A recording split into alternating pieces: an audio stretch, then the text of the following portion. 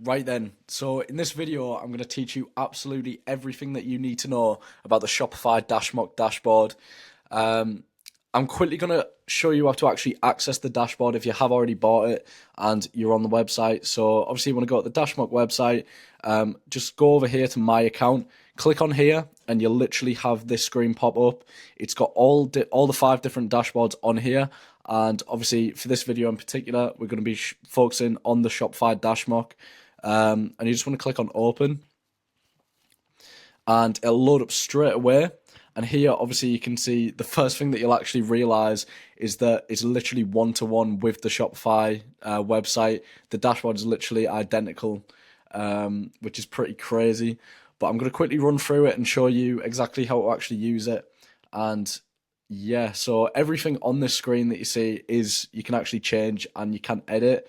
The first thing I'm going to show you, obviously, the total sales. You just click on there on the number, and it'll pop up, this little window will pop up.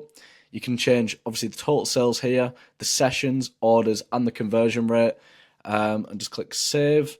That same window you can actually access through, obviously, any of these panels. So you just click on the orders, and it'll bring up the same tab. But it's definitely good to know.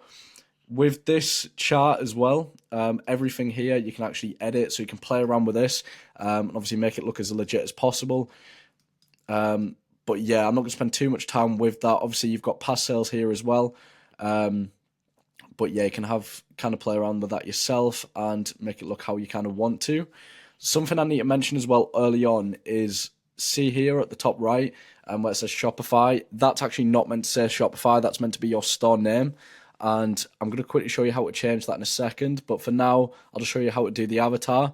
You just basically, this obviously you want to change to like a store logo or, you know, kind of like your brand logo.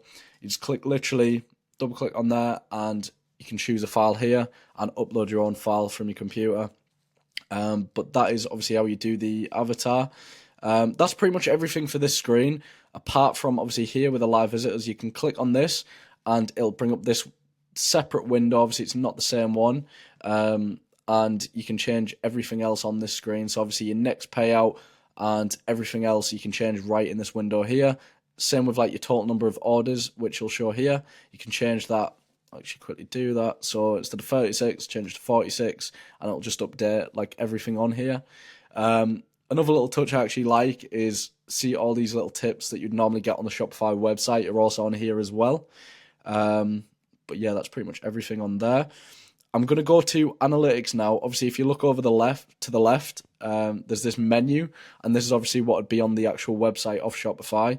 And obviously, if you go over to analytics, this is kind of what we actually want to be, you know, the screen we actually want to be on.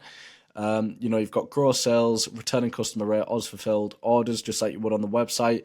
You can play around with this as well. You can change the date range. You can change a custom date range if you want to, and the currency, and it'll all update for you. With total sales, you literally just click on this and it'll bring up this window. And as you can see, this is also where you change your store name here. So just for the example, I'm going to put Dashmock in here, just so you can see this change in the top right. Obviously here as well, you've got currency, you've got total sales, average order value, and a few other little bits that you can play with and basically change for your store. But yeah, just click calculate there, and that'll save everything, and refresh the page. But as you can see here in the top right, it has changed the store name to Dashmock. Total sales over time as well. You can see this. You can play around with the chart as well, and all this you can edit too. Obviously, this little pencil as well, if you click on here, you can also, it'll bring up these 6 panels. Now, these are like the main panels on Shopify, and each single one of these charts you can edit yourself, and it'll automatically kind of calculate everything automatically for you. And also, if you just click on total sales, like I said here, it's the same, obviously the same window, but if you change that, all these will update as well in real time, which is great. But honestly, that is pretty much everything for the Shopify dashboard. If you do have any questions, you can just access, if you go back on the website, we have obviously 24/7 support there as well, or you can even email us, and we will get back to you as soon as possible.